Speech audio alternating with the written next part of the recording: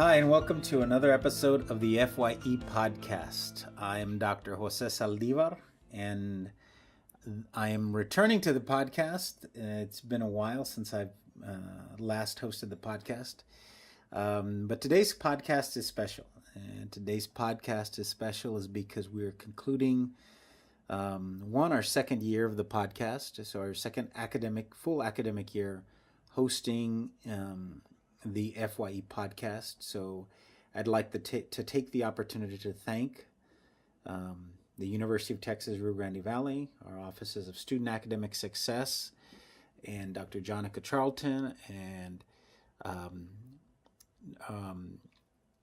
EVPA, I believe, is Dr. Lucelma Canales with student success, and the person who helped support us as we were getting off the ground, Dr. Kristen Croyle, who will be leaving the university and moving on. But so there's that, right? That we're concluding 2 years running the FYE podcast. And then the second thing that I wanted to talk about and why this is a special podcast is because that our I don't even want our work study, Mr. Aaron Reyes will be graduating. And so Aaron has overseen the podcast for this last academic year. He joined us last year on a couple of podcasts as a guest, and this year did a wonderful job of manning the podcast. So he's been responsible for uploading the podcast, getting video, and just making sure that everything got done and that the podcast continued to function as expected. So Aaron, congratulations. Yeah, it's our project. It's been fun. So you have an interesting story. A little bit. Yeah. So tell us about your story. Tell us about college. Well, so like you said, I'm graduating in May. I'm 2 weeks away from my date as of today. But I started in 2013, which was a little while ago. Yeah. I don't want to count, but it was a little while ago. It's been a journey. I've been on the podcast before talking about it. Mm-hmm. You can go on SoundCloud and listen to the episode entitled "Losing," which was, I mean, it's fair, but it's not derogatory. Yeah. I think it was part of the process. Yeah. So I started in 2013, and I mean, I'm coming off of, like, in high school, I didn't try so hard. Mm-hmm. I didn't really care about college until maybe, like, the second half of my junior year of high school, which is a little late. And it's hard to make things happen that you really want to happen. I wanted to go to Texas A&M. Mm-hmm. I did not get in. I got into UTPA, and I wasn't excited. Yeah. Maybe there's just a different stigma about the university, but I wasn't excited to be here, and I really slacked off. Within my first semester, I was put on academic probation, and then by the second one, academic suspension. Wow. Yeah. And so with academic suspension, that means you have to take some time away from the university. Yeah. How much time did you take away? How much time were you away from the university? I think suspension is a semester, or I think it's a semester. A semester before you can start again. I took 2 years away from the university. Wow. I didn't come back till, I think, fall 2015. Yeah. And so I thought this was a good opportunity for you to reflect on your undergraduate experience, for you to tell us about, where you'd see yourself going, and to share your experience and maybe give some advice to students. I think, as we conclude the year, the podcast is the first year experience podcast, and I'm sure there are a lot of students that are staring at, if they're already on probation, that may be staring at suspension. I'm sure there are students that maybe didn't have the year that they'd hoped for. And so given your experience, I think you have a lot of wisdom that you can share with them.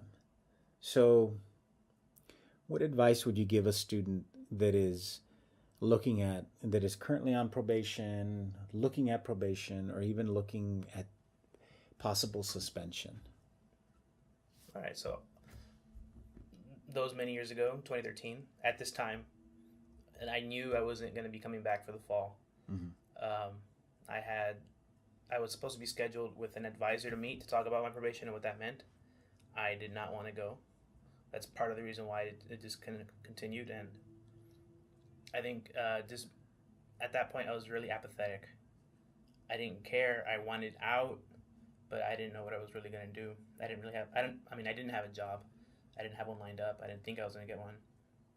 But I just needed to get out, Mm-hmm. I think. And I think what was really detrimental about those 2 years, like I think I needed that to happen, but what really hurt was just being idle. Mm-hmm. So there's this idea like you're wasting light. You're not using your time efficiently or with purpose. Mm-hmm. And if you're facing that barrel right now, you're looking down at suspension. You don't know what you're going to do after the suspension, after the fall, what you're going to tell your parents, or what kind of job you're going to pick up or not. Figure out what you want to do. And as long as you have something you're trying for, if you're trying to be better, if you're trying to do better, you're not wasting light. Like you're moving forward. You took 2 years away from the university.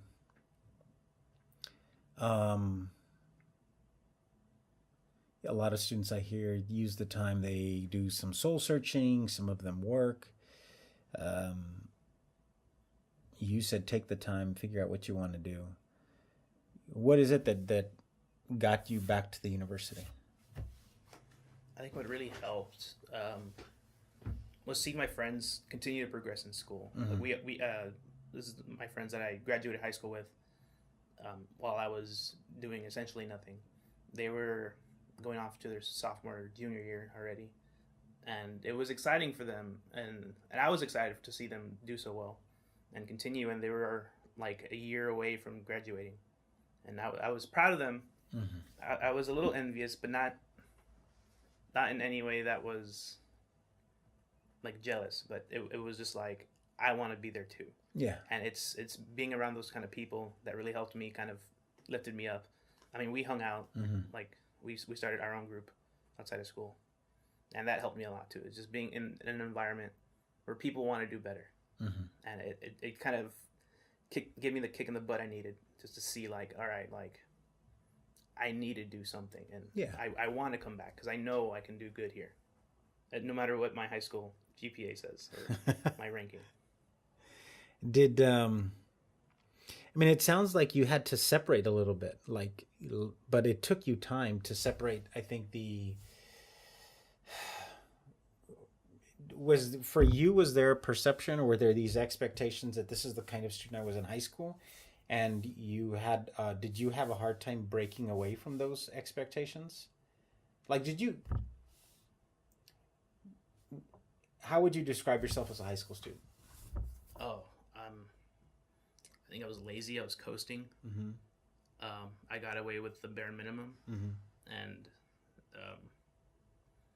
I don't know if I say I wasn't challenged, because there was definitely times where I think I was challenged and I walked away from it. But I think that stemmed from in elementary doing really well and having my mother work at the school I was going to, and then going into grade school and kind of seeing this competition that didn't exist. Not really. Like, you have your high school rankings, but at the end of the day, you're working for yourself. Yeah. But I didn't see that. I saw kids that were as smarter, and they were doing well, and they were working hard. And I think just somewhere along the way, I got caught up in it, Mm-hmm. and I thought, if I'm not competing, I'm not losing. So I That's think, interesting. right? Yeah. But it makes sense. Yeah. And so in college, you're coming back, you have a rough start, but you come back after 2 years. What was your mindset like coming back? Oof. So the class I took, I only took one class when I came back, just because I needed to show the university I was capable of, one, coming back, passing my classes, and being trustworthy. Mm-hmm. So I wasn't getting any financial aid, so I could afford one class. And it was the English 1301 class. This was my third time taking it. The first 2 semesters didn't go great, but I think just, I mean, I was, so that there's all freshmen in that class. I'm by credit, I'm a freshman as well. Yeah. But I felt my age, even though it's only 2 years, but you feel it, right? Because you can just tell, like, when they're 18 and 19, that they're excited and they're actually doing the work, and it's like, okay, like it's refreshing in a way that, like, I think before, when I first came, I wasn't paying attention to my classmates. Yeah.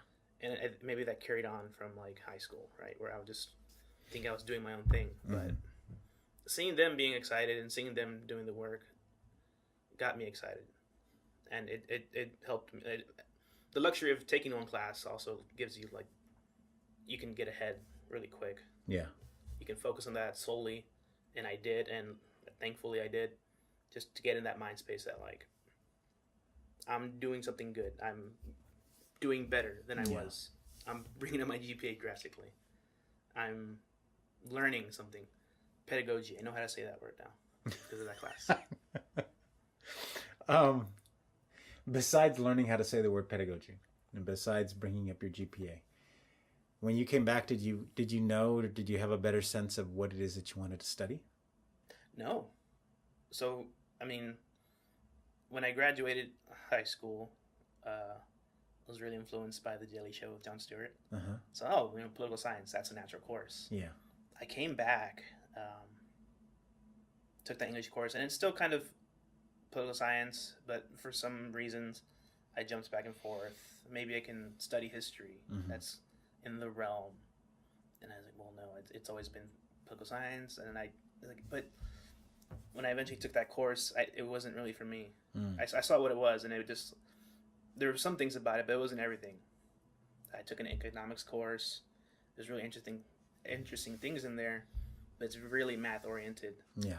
And I mean, there's a stigma to math, but I just know that, like, I enjoy that part of my brain, but I don't want to live in it. I took a psychology class, and it was closed, but it wasn't there. Yeah.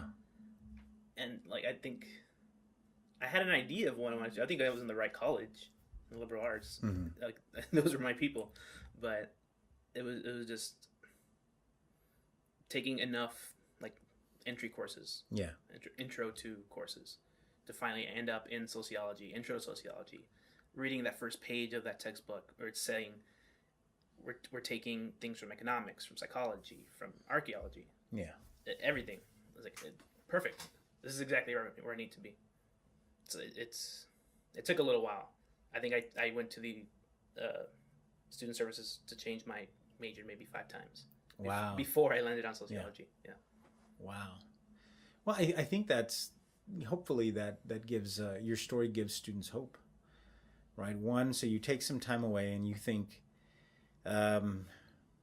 you suggested when you take time away, whether it's forced or by choice, figure out what it is that you'd like to do, what you want to do. You didn't necessarily have that figured out, but you knew you wanted to go back to school. Yeah. 2, even just enrolling, just coming back, I think seems like a huge step. And so for you, even though you hadn't figured it out, you knew more or less where the areas that you wanted to study or that you were interested in. And so for our students or for our listeners out there, if you're stuck or you're still on the fence about your major, not knowing what you want to do, and maybe that in itself has kind of contributed to your performance, your motivation or lack of motivation, or poor performance, don't give up hope. I think it's important, as your example has illustrated, that you are in school, that you are taking classes, but also that it sounds like you had a conversation with yourself about, I like this stuff, I don't like that stuff, right? You said economics was interesting, but it was very much math oriented, and I love what you said. it was involved one side of the brain that you didn't want to live in, right? And so I think we need to encourage our students to have more of those conversations with themselves. So you come back, you're taking all of these classes. You'll be graduating with a degree in sociology, correct? Yeah. So how did we get to sociology again? Just taking a roller coaster through all the liberal arts. Even Mexican American Studies with you. I took anthropology course, which is really great, but ultimately wasn't for me.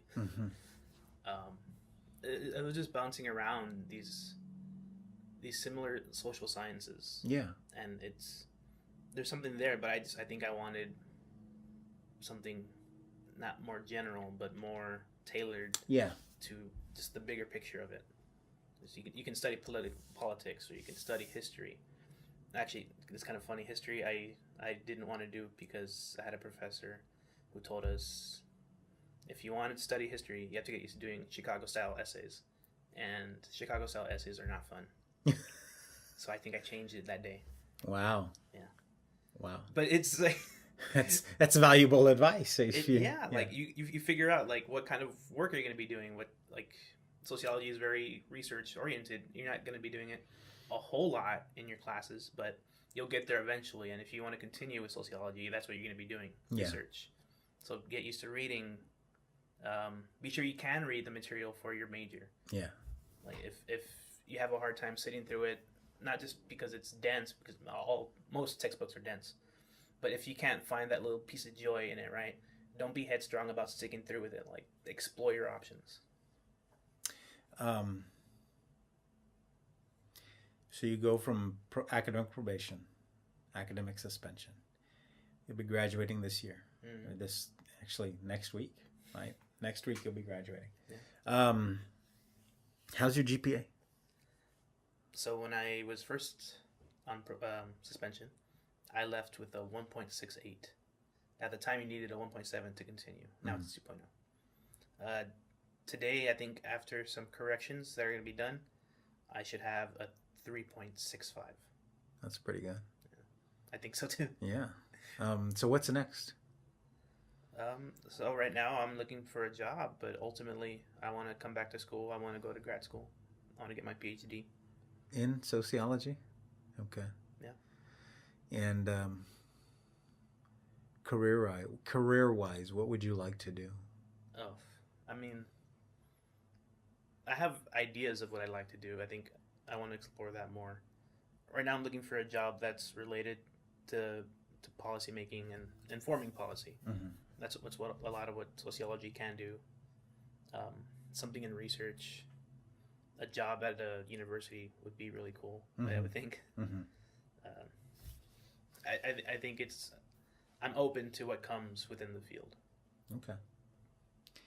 Looking back on your time here, your experiences,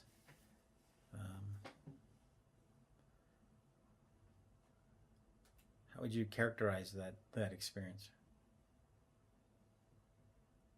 I think it's gone up. I think I started on myself really down when I got here. I remember my freshman year, there was a table of students that would sit at the union that were all from my high school. And we all kind of knew each other, but we were all familiar faces. So it was just easy to sit down there, right? Yeah. And it was it was a cop-out. It was a way not to meet new people. It was a way just to stay comfortable. And it was a way to talk about how we're not doing our schoolwork. And I think ever since then, it's not finding that comfortable spot, right? It's not finding a spot at the union you sit at every day. Yeah. It's going different places. It's eating lunch with different people. It's taking chances. It's joining clubs, going to meetings. It's just figuring that out. It's seeing what's uncomfortable but fun. And if I'm a reluctant student, why should I do those things? I think I'd say I'm pretty reluctant. I ended up taking a position as president, and I think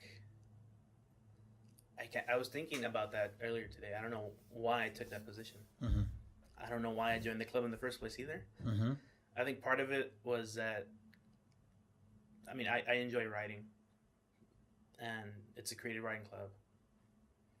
And I heard in my creative writing class, I was thinking at the time that there's a club. Like, oh, I don't know what sparked my interest, but you know, like you just, if you have instincts, I think you follow them. Yeah. And if your instincts are telling you to stay away from clubs for some reason, fight them, try it. Mm-hmm. You just can't know how much it can benefit you, whether it's the friends you make or the connections you make further down the road. But I haven't heard of too many bad instances when people join clubs. Yeah. Because it's just, essentially, it's a room full of people who are ready to be your friends, and they're ready. Nice. They're just hanging out, waiting. Any final words for our audience, for our listeners out there, for first-year students trying to figure it out? Yeah, if you're in similar shoes I was in a few years ago, if you're better off, and hopefully you are, but if you're not, that's okay. If you're wondering what's the next 3 years or 6 years are going to be like, I can't really tell you. For me, they were fun. They ended up being really fun. It could have been an experience where I did come that first year and I tried enough in class, and you know, maybe I passed my classes, maybe I graduate early with a political science degree, but I much prefer this path. I think about if I could have done it better, if I could have done it different, well, I wouldn't have met the people I know today. I wouldn't have had this job. Yeah. And I much prefer this timeline. Yeah. So I think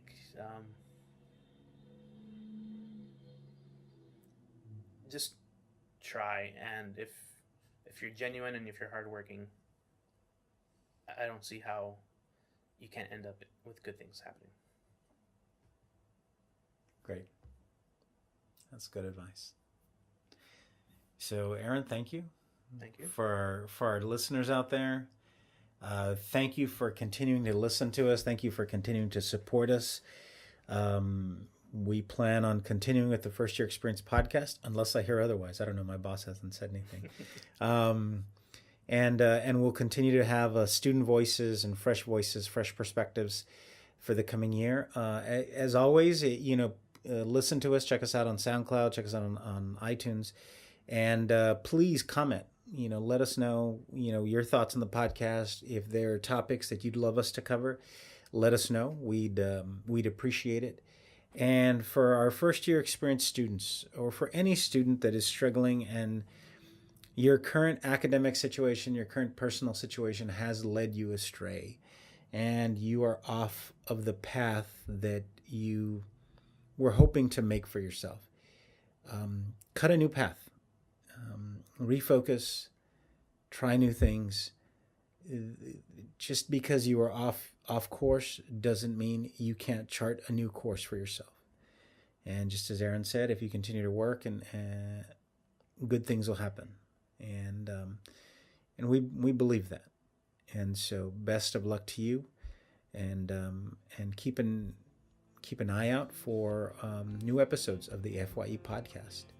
Until then, this is Dr. Jose Saldivar signing off, and I guess Aaron Reyes signing off, and we'll see you soon. Thank you. Bye.